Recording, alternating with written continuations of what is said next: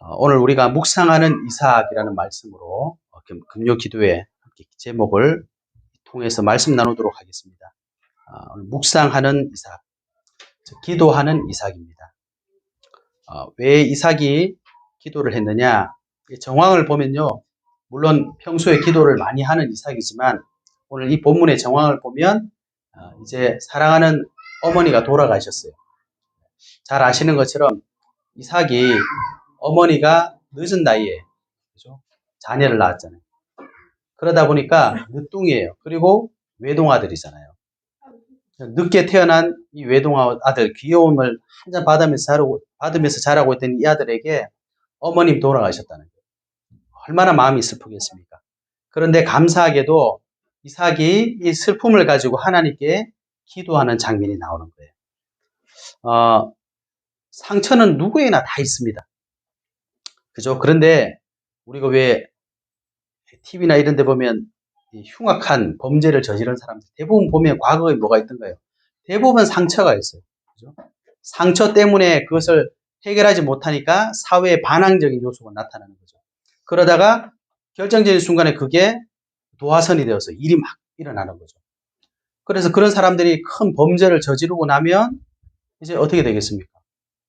이게 사회 문제가 되는 거죠. 그런데 의외로 상처를 가지고 있는데 이것이 자기들에게 발판되는 경우도 많이 있습니다. 이틀 전인가 기사가 나왔더라고요. 우리 잘 아시는 김수미 씨, 욕도 잘하고 연기하시는 그 연기자분 있잖아요. 그분이 한 달에 가스비가 한 90만 원 나온대요. 가정집에서 90만 원은 엄청나게 많이 나오는 거잖아요. 그죠? 그리고 이분 집에 냉장고가 17대가 있답니다. 무슨 개인 집에 이렇게 냉장고가 많으냐. 그 중에 한 절반은 김치래요. 김치를 한 번에 한 200포기, 300포기 이렇게 담는다 하시더라고요. 근데 이분이 알고 보니까 음식을 많이 해서 나눠주는 즐거움을 누리시더라고요. 그런데 이게 알고 보니까 상처 때문에 그러죠. 본인이 18살 때 어머님 돌아가셨다 하더라고요. 그래서 너무 슬퍼서 엄마가 생각나니까 그 중에 어머니가 맛있는 음식 해줬던 그게 그렇게 기억이 나더랍니다. 그래서 내가 그 음식을 먹고 싶다. 그래서 음식을 하다 보니까 어느 날 그 맛이 나오더래요. 그래서 음식을 해서 사람들에게 막 나눠주면 그렇게 기분이 좋더라. 그러다 보니까 이분이 그 아픔을 음식 나누는 걸로 승화를 시킨 거죠. 그리고 몇 년 전에 제가 신문에서 기사를 봤는데 어떤 형사가 있었는데 이 형사분이 그 형사가 되기 13년 전에 어머님이 아르바이트를 하시다가 손님하고 다투다가 이 손님이 흉기로 이렇게 해가지고 어머님 돌아가신 거예요. 그래서 정확하게 모르지만 이제 개인적으로 느낀 그 느낌은 그래서 이분이 그 어머니 살인범 잡지를 못했답니다. 그래서 장기 미제 사건으로 이렇게 된 거예요. 그래서 그런 이유 때문에 아마 형사가 되지 않았나 이런 생각을 해봤어요. 그런데 이분이 우연히 사건을 이렇게 하다가 범인을 잡았는데 요즘에는 워낙 과학기술 좋잖아요. 담배 꽁초에서 DNA를 조사했는데 그게 자기 13년 전에 자기 어머니를 죽인 범인 DNA와 똑같은 거예요. 그래서 그 범인을 잡았다는 그런 기사가 나오더라고요. 그래서 우리가 육신적인 상처도 오히려 내 인생의 발판이 되는 경우도 많이 있습니다.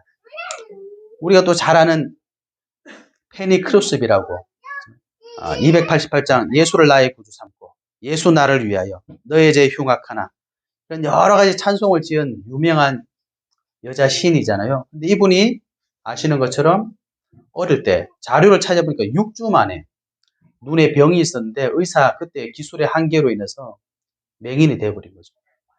그래서 이분이 어릴 때부터 어머님 이제 일하러 가시고 할머니가 많이 도와주셨더라고요.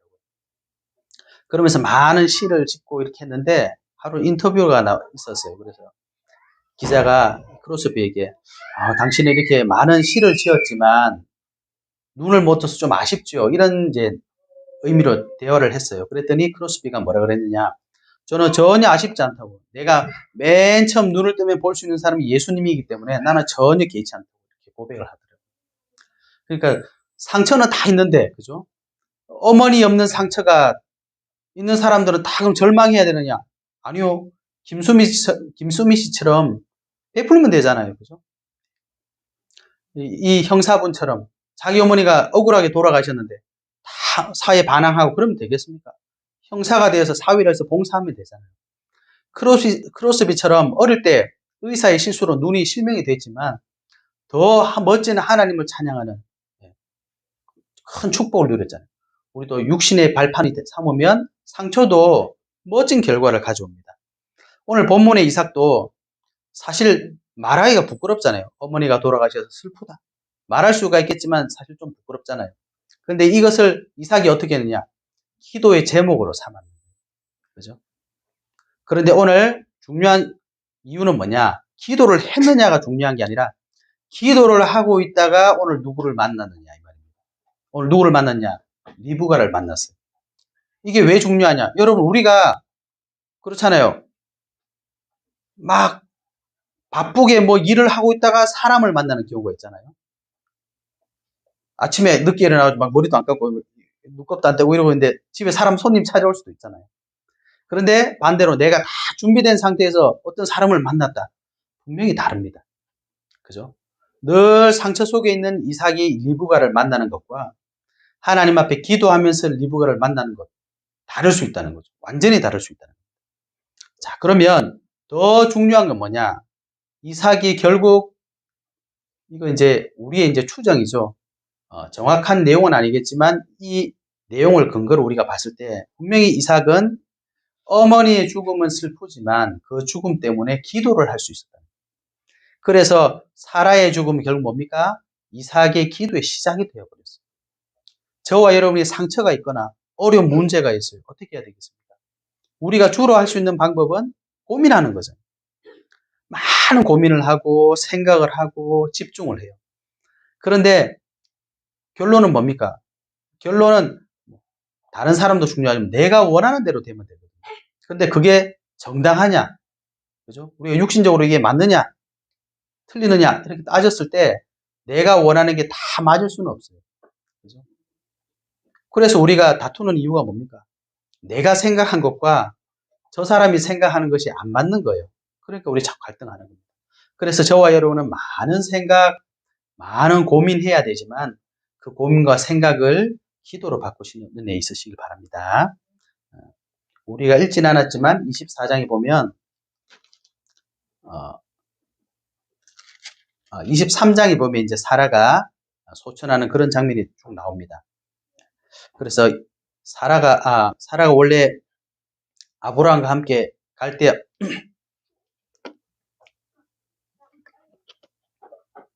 원래 갈대아 우르 사람이잖아요. 갈대아 우르 사람이 하나님이 주신 언약 붙잡고 가나안 땅에 왔단 말이에요. 가나안 땅에 왔는데 중요한 건 뭡니까? 하나님 주신 가나안 땅이긴 한데 내 땅이 하나도 없는 거예요. 네가 뭐 눈을 들어 동서남북을 바라봐라. 내가 다 주겠다. 하나님 준다는 말은 중요한데 더 중요한 건 뭡니까? 진짜로 있어야 되잖아요. 한 평이라도 줘야지 이게 내 땅이 되는 거지. 그렇잖아요. 함열 다 내 거다 그러는 거하고 실제로 문서가 없는데 아무 의미가 없는 말 아닙니까? 그런데 사라가 어디 숨었냐? 23장 2절에 보면 사라가 가나안 땅 헤브론 그랬어요. 가나안에서 사라가 죽는 겁니다.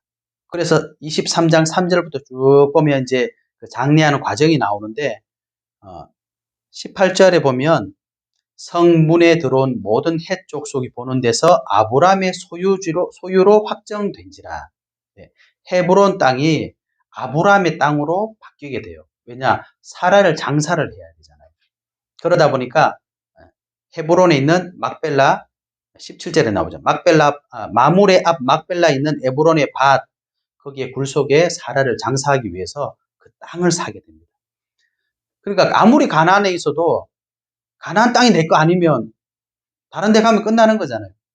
그래서 사라의 죽음이 결국 뭘 이루게 됩니까? 하나님 주신 언약을 이루는 발판이 되는 거예요.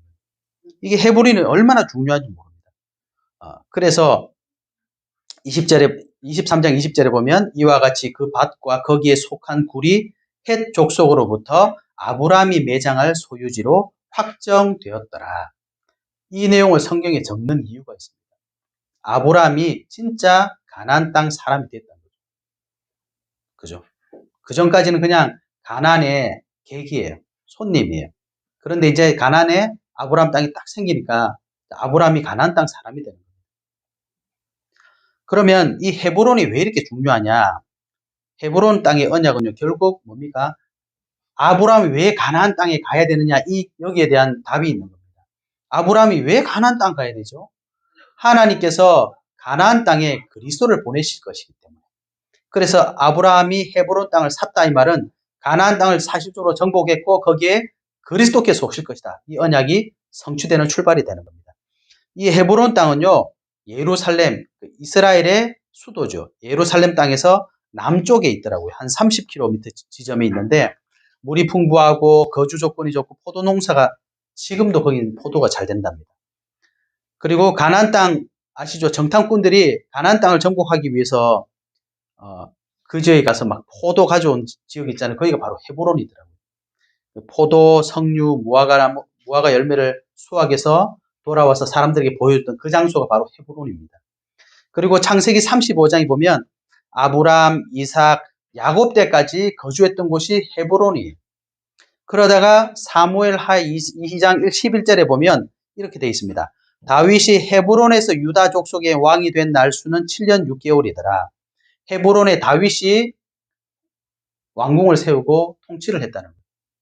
그러면 다윗이 통치를 했단 말은 무엇입니까? 아브람과 다윗의 자손 예수 그리스도의 세계라. 다윗의 왕자가 헤브론에 가나안 땅에 있었단 말은 예수님 거기 온다는 얘기거든요. 그래서 오늘 사라의 죽음이 그냥 어머니 돌아가셨다, 사라가 죽었다. 쉽게 말하면 그걸 상처로 잡고 있는 사람은 죽었다는 데 관심이 많은 거예요. 그런데 우리가 하나님의 언약적인 관점에서 보면 사라가 죽었기 때문에 아브라함이 진짜로 가나안 땅을 차지하게 된다. 그래서 언약을 성취하는 중요한 흐름이 되는 겁니다. 그래서 저와 여러분이 기도하게 되면요, 하나님의 뜻을 이루는 최고의 축복의 시간이 되는 거예요. 그리고 더 중요한 건 뭡니까? 오늘 기도하면서 누굴 만났죠? 이삭의 아내를 만나잖아요. 이게 왜 중요합니까? 쉽게 말하면 아브라함에게 주신 언약이 이삭에게 넘어간다 이 말이잖아요. 이삭이 아내를 취해서 아내를 어디로 데려가냐? 어머니가 쓰던 옛날에는 지금은 이제 건물이지만 이때는 텐트 치고 살 때니까 이제 안주인 텐트가 따로 있는 거예요. 거기에 자기 부인을 데리고 간 거죠. 그 말은 모든 집안의 주도권이 이제 그 부인에게 다 누굽니까? 리브가에게 다 갔다는 거죠. 그런 상징적인 의미가 또 있는 겁니다. 그래서 저와 여러분이 기도해야 될 진짜 중요한 이유가 뭡니까?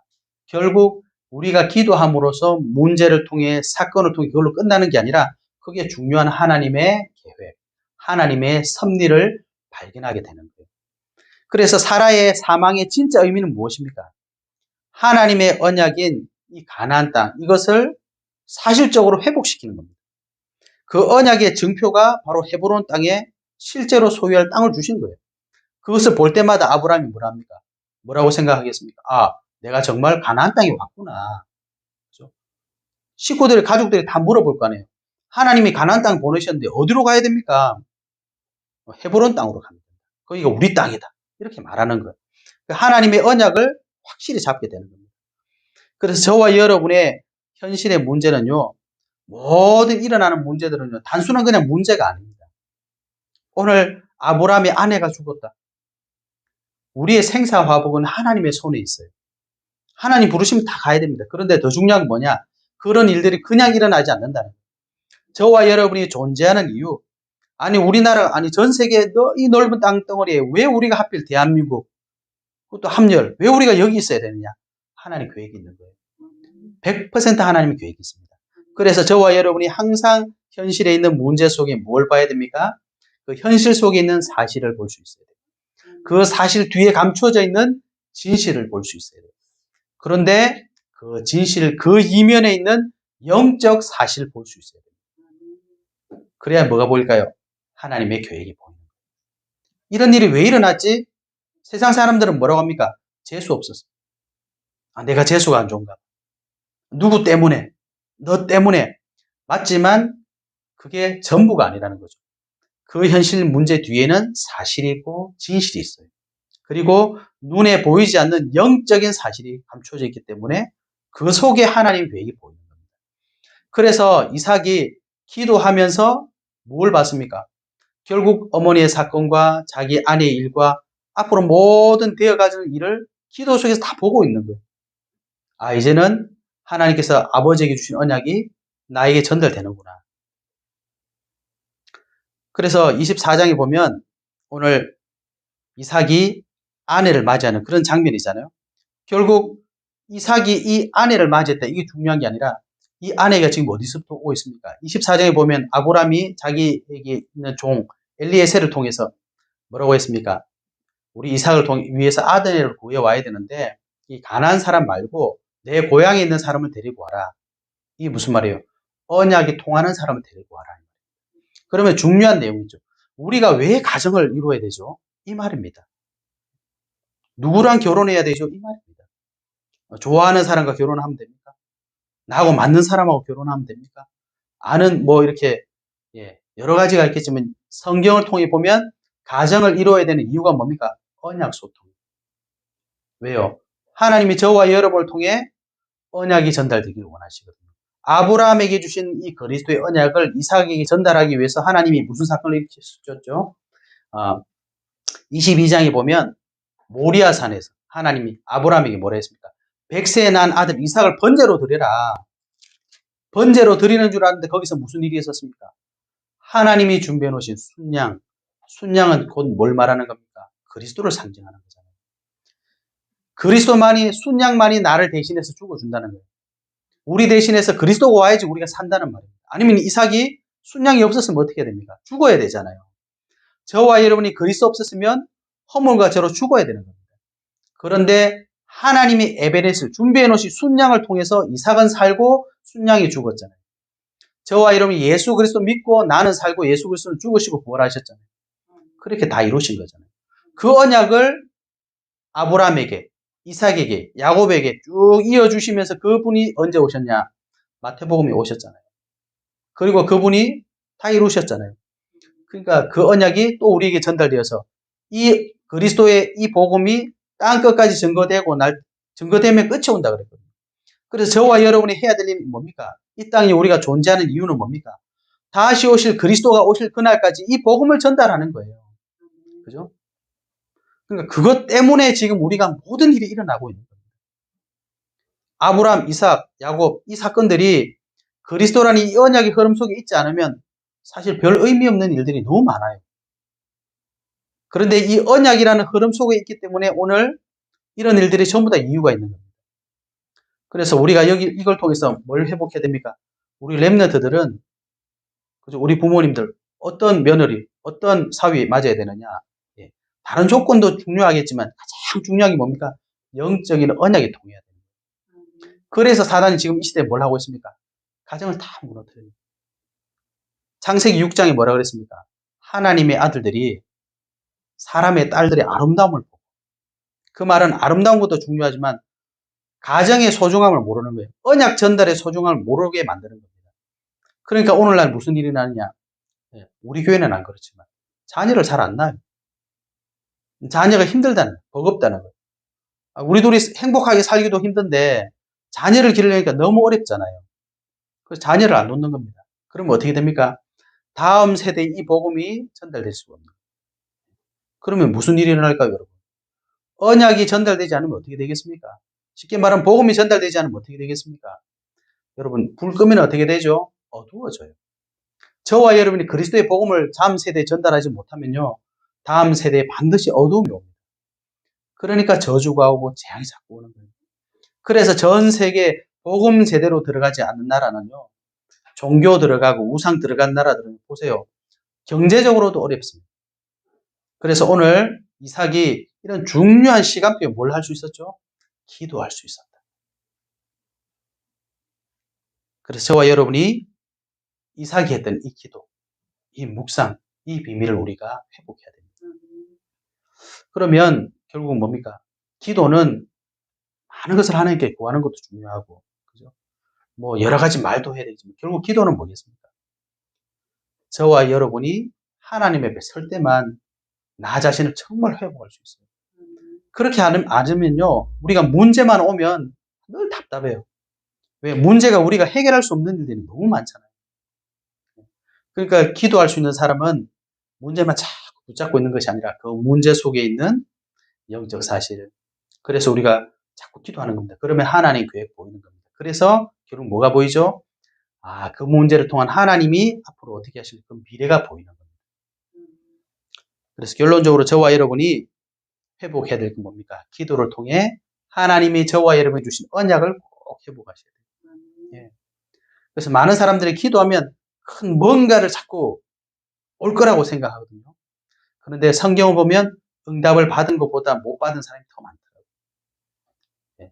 그렇다면 하나님 왜 어떤 분에게는 응답 주시고 어떤 분에게는 응답을 주시지 않을까요? 기도했더니 홍해가 갈라졌어요. 우리는 왜 홍해를 못 가르죠? 하나님의 목적은요, 응답을 주시는 게 목적이 아니라 저와 여러분의 삶을 통해 언약이 전달되기를 원하고 계십니다. 이스라엘이 출애굽을 하고 홍해를 건너야 되기 때문에 홍해가 갈라진 거지. 그래서 이스라엘 백성이 광야를 가야 되잖아요. 그래서 홍해를 가르신 거잖아요. 저와 여러분에게도 언약을 성취하기 위해서 필요하다면 하나님이 응답도 주시고 기적도 주시고 다 주시는 거예요. 근데 그게 우리에게는 목적이 될 수가 없다는 거예요. 그래서 문제와 갈등 속에서도 하나님의 언약은 이루어지기 때문에 우리는 기도를 통해 하나님의 언약을 붙잡으시기 바랍니다. 예. 두 번째, 기도로 준비케 하시는 하나님. 그래서 우리는 기도할 수 있기 때문에 문제가 와도 두려워하실 필요 없어요. 하나님이 기도하라고 하시는구나. 예. 내가 감당할 수 없다. 그러면 더 큰 응답이 올 수 있습니다. 그죠? 그래서 오늘날 우리가 이 기도의 비밀을 우리 후대들에게 전달 못하면 큰일 납니다. 성경은 뭐라 그랬습니까? 앞으로 좋은 날이 오는 것보다 마지막 때에 고통하는 때가 된다고 했습니다. 육신적으로는 너무 풍성한데 영적으로는 너무 갈급합니다. 네. 요즘 보세요. 우리 권사님, 집사님 때는 아실 거 아닙니까? 우리 예전에는요, 교회가 이렇게 아무것도 없었잖아요. 오늘도 우리 두동교회 한번 갔다 왔는데 그 마룻바닥에 옛날에 그 다 무릎 꿇고 또 얼마나 추웠습니까? 근데 성도님들이 추워서 못 가, 뭐 마룻바닥에서 못 가, 에어컨 없어서 못 가, 그런 말 한 적이 없잖아요. 오히려 더 기도 많이 하고, 오히려 더 예배 드리고, 새벽부터 그 종 달려있대요. 새벽부터 종 치고, 더 열심히 예배 드렸어요. 그런데 오늘날은 먹을 것도 많고, 예? 교회 가면 에어컨 있고, 차 타고 다니고, 옛날에 비 올 때 어떻게 다니는지 모르겠어요. 도로도 안 좋았을 건데. 요즘에는 우리 물 묻힐 것도 없잖아요. 그런데 예배를 못 한다는 거예요. 그죠? 왜 그렇게 했습니까? 영적으로는 더 힘든 시대가 왔어요. 교회를 몰라서 못 오는 게 아니라 예배를 드릴 수 없는 상태가 되어 있습니다. 그게 오늘날의 영적 상태입니다. 그러니 우리 어린 자녀들, 우리 후대들에게 어떤 비밀을 전달해야 되겠느냐? 뭘 전달해야 되겠습니까?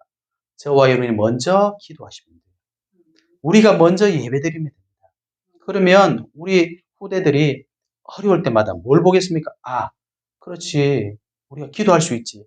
우리가 예배할 수 있지. 이것만 전달되면 기도할 수 있으면 하나님과 만나면 다 하나님이 해결해 주시거든요. 그죠? 그 비밀을 자꾸 놓치니까 우리가 자꾸 복음 누리고도 어려움 속에 빠지는 거예요. 그래서 어려움 올 때마다 나를 기도케 하시는 하나님 꼭 회복하시기 바랍니다. 마지막으로 여러분 지금 기도해도 응답이 없어도 됩니다. 왜 그러냐? 아브라함은요 응답을 본 것이 아니라 지금 자기가 하고 있는 이 위치에서 하나님 원하시는 계획이 뭐냐? 결국 뭐겠습니까? 아브라함에게 주셨던 언약이 자신에게. 그래서 그 자신에게 주셨던 언약이 야곱에게. 그죠? 12지파에게. 이걸 알은 거예요. 그죠? 그래서 저와 여러분이 지금 어디 있느냐? 응답 속에 있는 것이 아니라 응답을 넘어서 엄청난 축복 속의 흐름 속에 있습니다.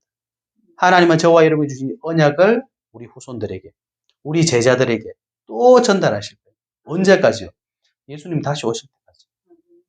사실 우리가 그 속에 있는 겁니다. 그 흐름 속에. 그래서 모세는 뭐라 그랬습니까? 우리에게 날개 수할 지혜를 달라고 그랬어요. 그렇죠? 왜 그러냐? 금방 지나가니까요. 남는 건 뭡니까? 남는 건 우리의 것이 남는 게 아니더라고요. 하나님의 언약만 남아 있습니다. 그죠? 이 지구가 지금 어디를 향해서 가고 있습니까? 이 역사가 어디를 향해서 가고 있습니까? 하나님이 예수님 마지막에 주신 언약, 모든 민족에게 복음을 전해라. 그리고 나면 끝이 온다. 그거 향해서 지금 가는 거 맞잖아요. 그렇다면 저와 여러분이 그 언약을 붙잡고 가셔야 됩니다. 그런데 하나님께서 그 언약을 우리를 통해, 우리 교회를 통해, 우리 후대들을 통해 이루시겠다는 거예요. 맞죠? 그래서 우리 그걸 붙잡고 기도하는 겁니다. 그러면 예수님이 뭐라고 했습니까? 먼저 그의 나라와 그의 의를 구하면 모든 것을 내게 더해 주시리라. 그 앞에 하신 말이 있죠. 아니, 공중에 나는 새도 먹이시고 들에 나는 풀도 입히시고 하물며 사랑하시는 하나님의 자녀를 먹이지 않고 입히지 않겠느냐. 예수님 말씀하셨잖아요. 그래서 저와 여러분이 예수님께서 주신 언약을 회복하시는 기도하시기 바랍니다. 그래서 우리는 언약의 백성 되어야 됩니다. 그 축복에 증인되시기를 예수 그리스도의 이름으로 축복합니다. 하나님 감사합니다. 오늘 이 밤에도 우리가 기도할 수 있는 은혜를 주시니 감사드립니다. 우리가 가지고 있는 문제, 갈등 속에 방황하는 인생이 아니라 하나님께 기도하는 인생 될 수 있도록 중요한 문제 속에 중요한 기도할 수 있고 중요한 응답의 비밀 누리는 전도자의 걸음 시작되게 하여 주시옵소서. 예수 그리스도 이름으로 기도하옵나이다. 아멘.